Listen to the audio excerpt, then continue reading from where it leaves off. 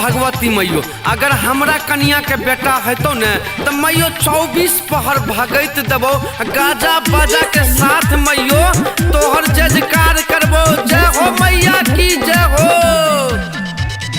हमरा नाम से दादी है एक बार ना पाती सच सच कह छियो बतिया में काटी तोहर कबला 4 गो पाठी छो मैयो।